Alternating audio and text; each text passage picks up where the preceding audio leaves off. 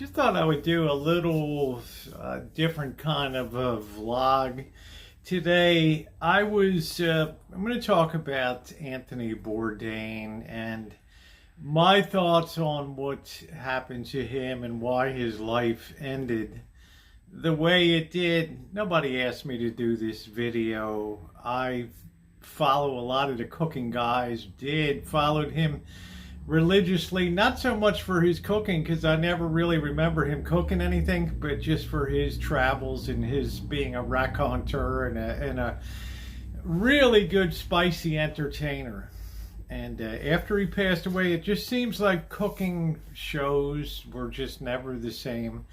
Again, they lacked that irreverence and that just punch that Bourdain brought to it. And I really got to thinking a lot over the last 24 hours how much I miss him, but more importantly, I have a theory of what happened to him in his life. Let's get into it. Welcome to you. If you're not subscribed, please subscribe and hit the bell for all notifications.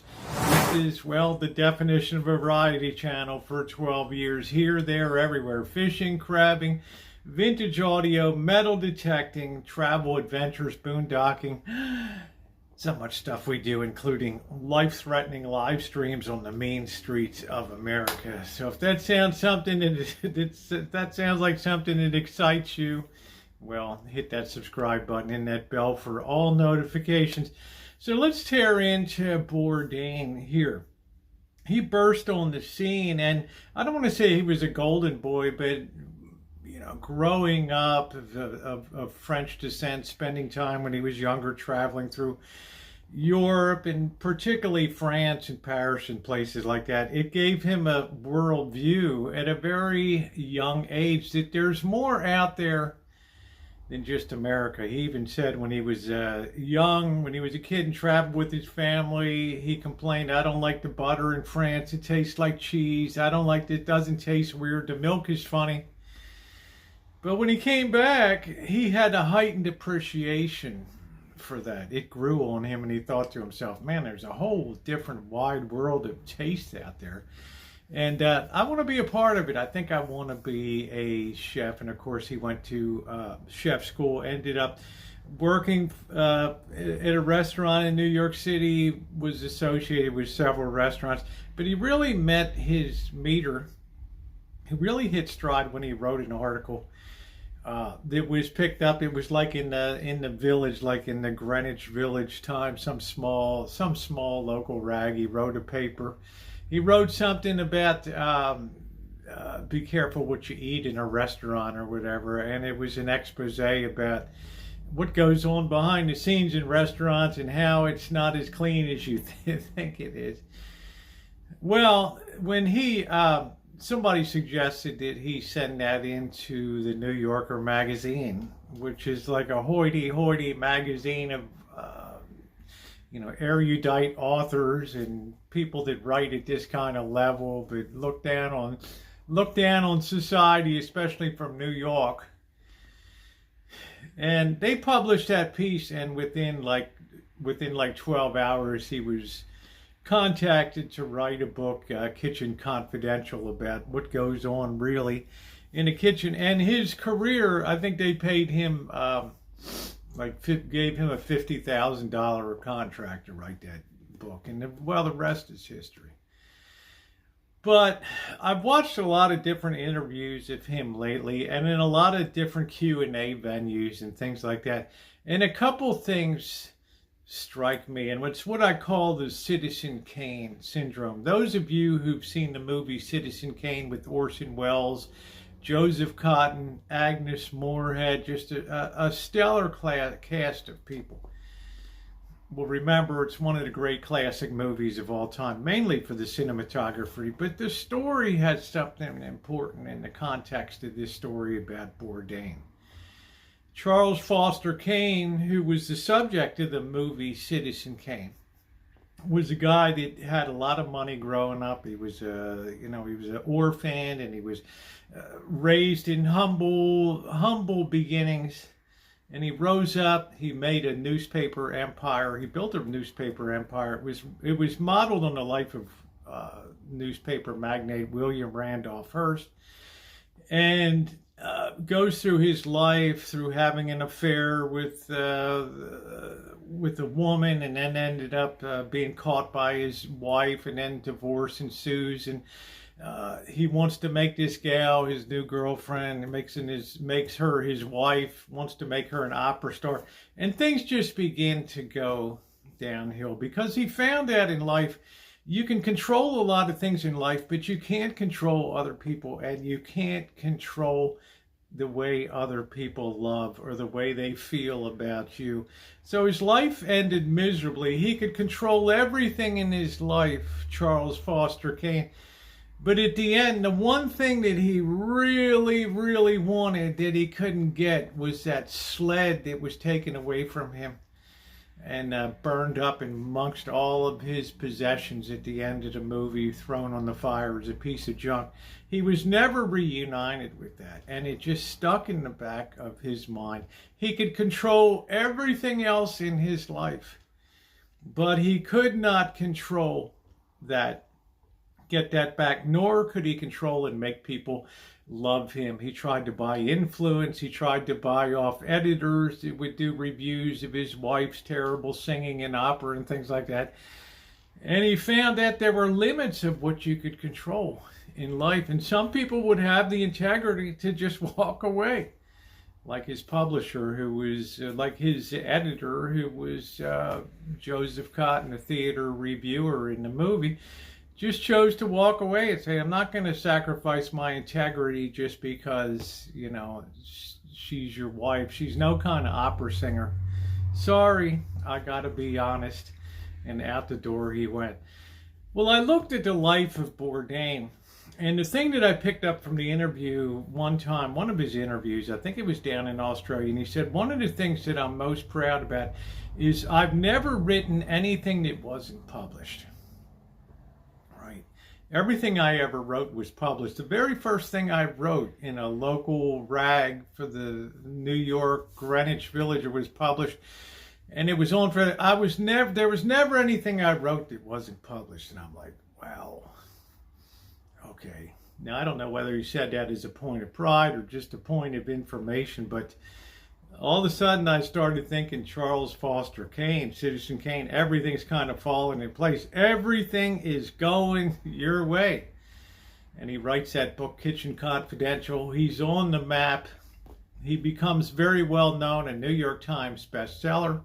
He's on the talk show circuit, and before you know it, he's on a show, and I can't remember what the Cook's Tour or something like that, where he would go around and review restaurants and meet people, and then it became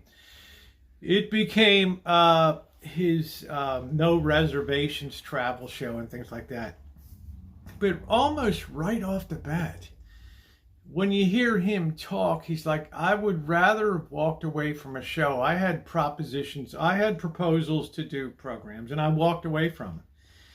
Because I wanted to do it my way. I wanted to have control over it. I didn't want some yo-yo in some office in New York City telling me how this program was going to be, what I could do and what I couldn't do. Our one rule was to do whatever we wanted to do, especially if it was the opposite in filming our shows that they would hate back in the executive studios. So his goal was to kind of do things always his way, and because he was successful.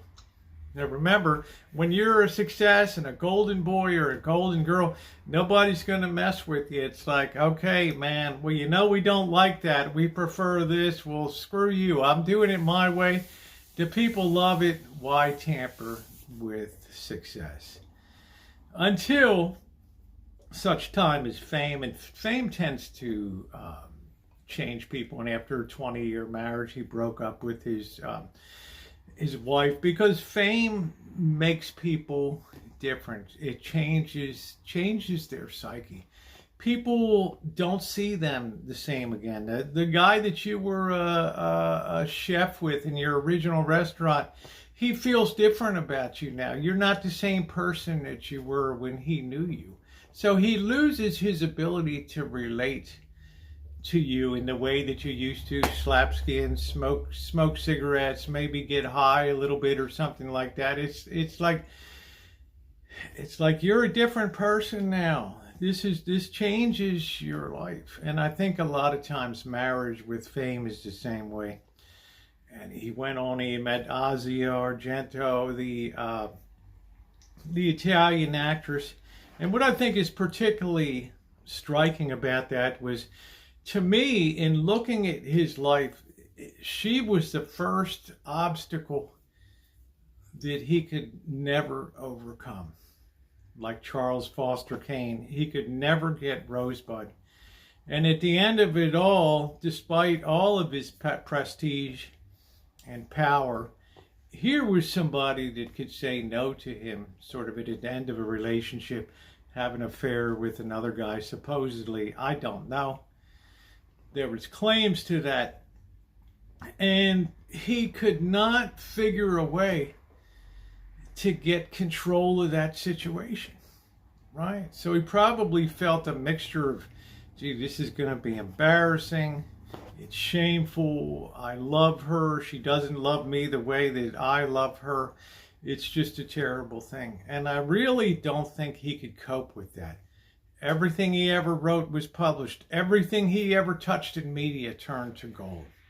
Everywhere he ever turned out to give talks, discussions, Q&As, meet Anthony Bourdain, everything was always a sellout. And it was a sellout also in the sense that it was great for him because he could have everything the way he wanted. He could walk away from something, or he could do something as he saw fit. He was always on the controls of his own future.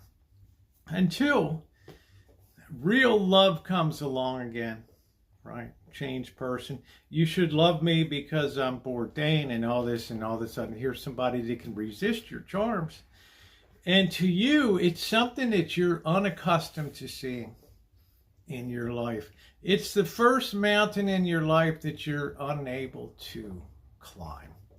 And as a result, mentally, I don't think he could deal with that. And of course, tragically, he ended his life. It goes to show you that love is a very special thing in life. It's hard to recreate. It strikes, but love, to be real love, is that it has to be a two-way street. You have to get as you give, and you have to be willing to give to the other to the best of your ability, because that's what true love is. Doing everything to please the other person. And when that stops being a two-way street, it can be devastating. And for a person that's used to having a golden path in life, it can be a very, very difficult comeuppance. Just like Charles Foster Kane at the end of the movie Citizen Kane, standing in that bedroom, looking at that globe, that snow globe, shaking that, remembering his childhood when he had the one thing he really loved, which was that sled, and probably the only thing he was never really allowed to do that he wanted to do, just sled and be a boy. He was taken off, raised to be a man, raised to be a magnate, raised to be a leader, and at the end of it all, could never really find that love that he needed. The one thing he absolutely had no control over, and that was where in the hell that Rosebud was. That sled. What a strange story. But it's a strange thing, too, that happened to Anthony Bourdain, and a lot of people shake their head, and there have been a lot of theories put forward about it. But I think at least what I put together in a rational way explains that golden path that suddenly goes off the edge of a cliff because, well, it's the first time in your adult life that you didn't have control over what the outcome would be. And I think for some people, that can be very devastating. Well, that's my thoughts anyway, reflecting on that for 6 years now, over 6.5 years almost, since he passed away. I still tremendously enjoy watching his episodes. There'll never be another Bourdain. But it also goes to show you in life, sometimes when your life, and we complain about obstacles up and down, but that really beats us into shape to successfully negotiate a future where we're not shocked if we don't get what we want. Right? If what we want slips from our hands, it's not a totally devastating experience because, well, we're used to being punched and counterpunched. You know, write a book, nobody wants to publish it, right? You want to be an actor, nobody wants to watch you. But if you have the passion, you keep pursuing it and you become strengthened and you become hardened into steel to face the future. Nothing ever really shaped or hardened Anthony Bourdain to be able to face that time in the future where here was the one thing he would never be able to control, which was love. Well, let me know what you think down in the comments section down below. What are your thoughts? What are your thoughts on Bourdain, his career, any highlights, things that really stuck out from him? I tell you what, I sure miss him. When I look at some of the stuff that's on today and cooking programs and travel programs, I'm sorry. All right, guys. Thanks so much for watching. Once again, if you enjoyed this discussion, please hit the like button and subscribe for future videos. If there's something else you would like to cover off, like me to cover off, let me know in the comments section down below. Thanks, everybody.